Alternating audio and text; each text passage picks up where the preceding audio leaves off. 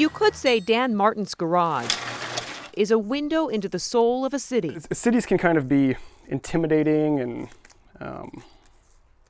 they can kind of eat people alive, you know. So, armed with old paint and remnants from his contracting jobs, Dan is crafting gentle reminders of the big city's softer side. Tacoma works really well for me with what I do because it has a lot of forgotten space. Homemade street signs that, on the surface, don't say much, but speak volumes. Just that little moment of like somebody else communicated something to them, that's what it's all about.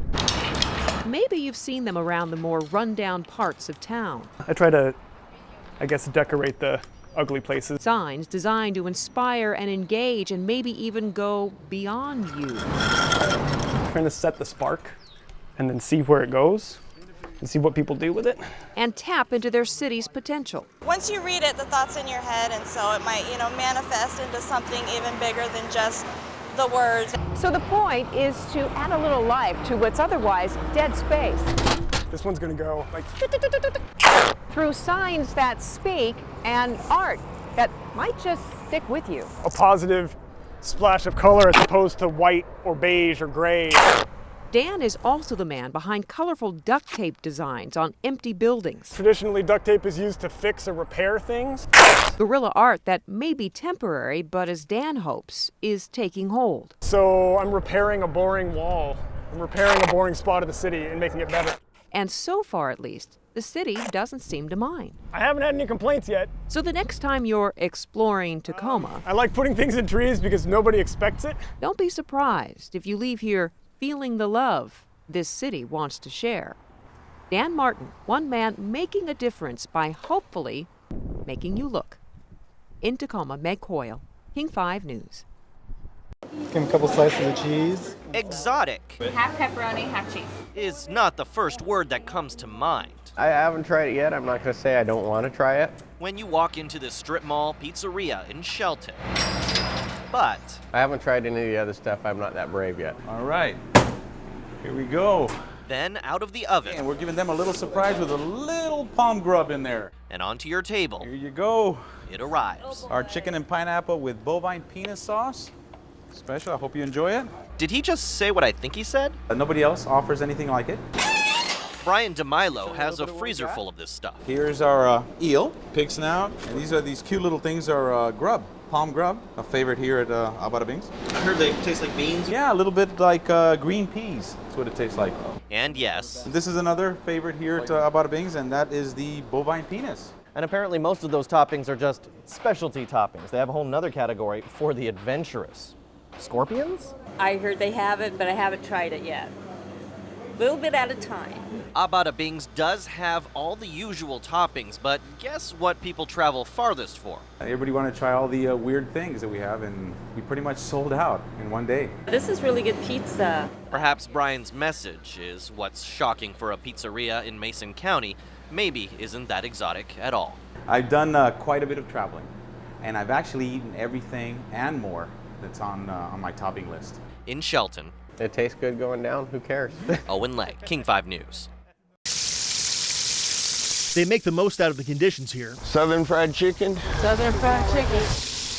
Conditions some would say aren't fit for an animal. This is the way home. 150 or so people at Seattle's Nicholsville homeless camp, living in tents, enduring the elements, and surviving largely on donations from the public. But there are others here who are often overlooked. Goats, cats, dogs, the pets of homeless people that need help too. I brought a bunch of kitty stuff down today, guys. And Terry Ensley is here to provide it. This one might be adjustable. Terry and her Furry Faces Foundation provide free spay and neuter services, Okay, sweetheart. flea treatments, vaccinations, There you go, baby girl. and food for animals that would otherwise suffer without it. Oh, I love you, sweetheart. She even came to the rescue, nursing Diane Fillmore's cat back to health when it had a severe upper respiratory infection. I think she would have died. There's no doubt in my mind. Okay, we have food. Terry makes sure her local food banks have plenty of pet chow. My car's pretty low, so I'm thinking I probably have maybe 400 pounds of food in here. So this is all your guys's. Here at Georgetown's Providence Regina Food Bank, there are at least 80 families who need help feeding their pets, but they're often forgotten when people donate. I'm going to keep that for White Center because they're totally out of cat food. Terry drives donations from her supporters to needy animals all across her area. The staff here jokes Terry is almost like a stray cat. She came by one day with cat food and dog food, and we can't get rid of her for anything now. Hey, we got some donations on kitty food. Give me a hug. Oh, thank you so much. And for those who need it, Terry will bring the food bank to them. And it's salmon flavored. It's gotta like that. A delivery this day to a couple who take in strays and keep them safe. They say without Terry's help, those cats would likely die in the streets. Sometimes we're just about on the last can, and here comes Terry. Terry's a bit like a dog with a bone when it comes to her work. Okay, I know this is gonna be the item of the day. But why does this successful Boeing manager do it? Well, because she believes everyone deserves the love of a pet, especially during a tough time. Sometimes it's the only unconditional love or friendship that they have in their lives, and these animals mean everything to them. So, you know, it's humbling to see people start to cry when they know they can get help for their pet. Standing outside just waiting to find out if they were alive or dead. And Terry knows about tough times. The whole house could have gone. She's been living with friends since January when a stove fire gutted her West Seattle home. Firefighters saved this cat, but not 16-year-old Pouncer. That's when I started to cry that day, was when they brought him to me. As she walks through her charred home waiting for it to be rebuilt, Terry says she blames herself for the death of her old friend. I mean, I know it's an accident, but you know, I'm responsible for him, right? So. It's that sense of responsibility that Terry wants to instill in all pet owners, whether they have homes or not, along with a sense of respect for all pets and their people. We don't know their story, so to not judge and to be open to their situation, how they are right now, to just accept them for who they are. Eric Wilkinson, King 5 News. I'm glad everybody's okay. Along the banks of the Skagit River, they stand, they sit. Or do you think they're bringing somebody down? They're bringing somebody down, I can see them. They survey the damage. It looks mangled. Looks like it's destroyed. 8-year-old Matthew Finney and his mom are just two of the hundreds who felt compelled to come down here and learn everything they can. It was built in the 1950s. This bridge is over 60 years old. Studying the lifeline turned broken bridge from the shore. Right under the beam that was broken. As we get our first look from the water, you can see the two vehicles that plunged into the river in the moments that followed the collapse still sit right where their frightened owners escaped them, crushed and surrounded by metal. The Department of Transportation still unsure how or when the debris will be removed. You know, they could do anything from try to remove it from the shore using cranes. We could bring in a barge and put a crane on that and remove it. Surveillance cameras at a nearby business caught the actual fall on tape, a clue perhaps for NTSB inspectors as to how and why it happened. This afternoon, it took me almost 3 hours to get home from work. Although the public, more than anything, wants to know how to get around it. We live about half a mile east of the bridge. We live on the straight, one of the streets that's the detour. Look at that truck, it's just sitting there. But as young Matthew takes it all in, one thing is clear. There is still no long-term solution in sight. It is a tough bridge, and I guess last night was just the night that it couldn't hold another truck. You ready? Wednesday morning at the SeaTac Senior Center. Okay, you guys, you ready to play? Don't let the early hour fool you. 1, 2, 3, here we go.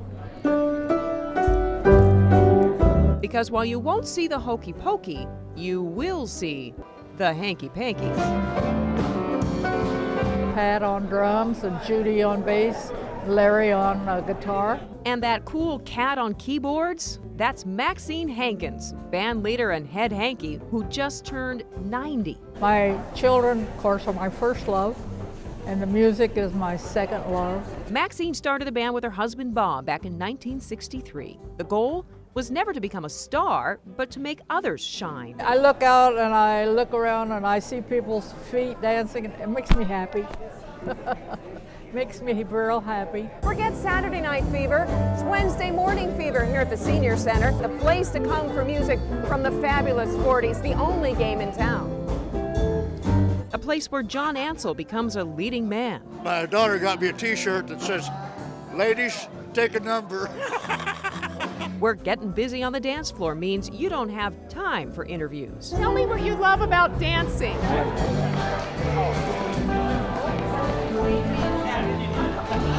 One more time. And it's a place where Virgie Daly can lose the walker for a walk on the wild side. I just move around, dance to all the gals that need dancing.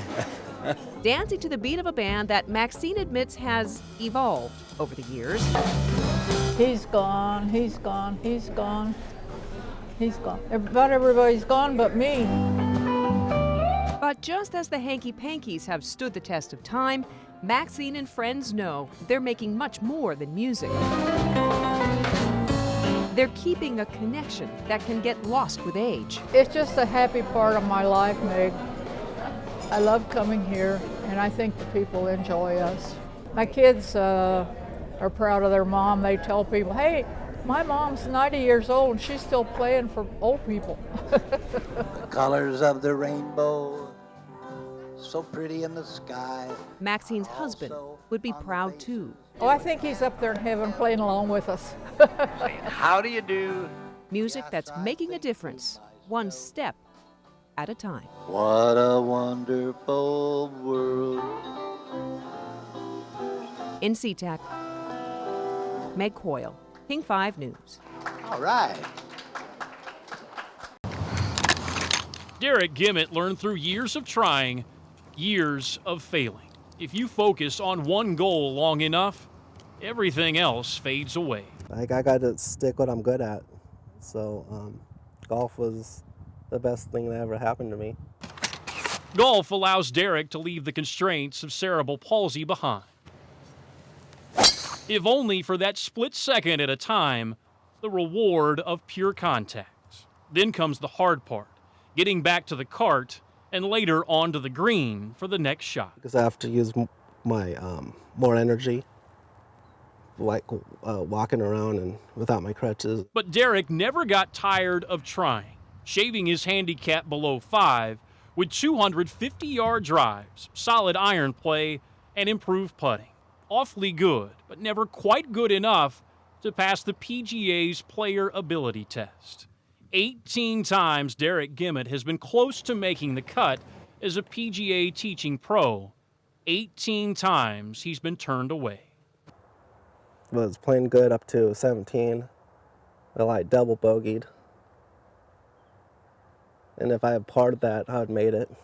For his 19th try, Derek has help. Let's hit something that feels like 165. Former amateur champion Mike Adams is part caddy, larger part mentor, a survivor of temporary paralysis who helps people with disabilities enjoy golf. He just puts the clubs in my hands. Did you see that? I'm getting into the point trusting them, and it's working out so far. When every step comes this hard, trust might be the toughest step of them all. Progress is understanding that sharing that one goal makes the effort more rewarding. The burden, the joy of investing everything you have to give. And this makes me try even harder to achieve my goal. One goal, 18 tries with the ultimate measure of his focus. Derek Gimmett has never once thought of where he'll work or what he'll do once he passes the test. His purpose is simply the achievement itself. Greg Bailey, King 5 Sports.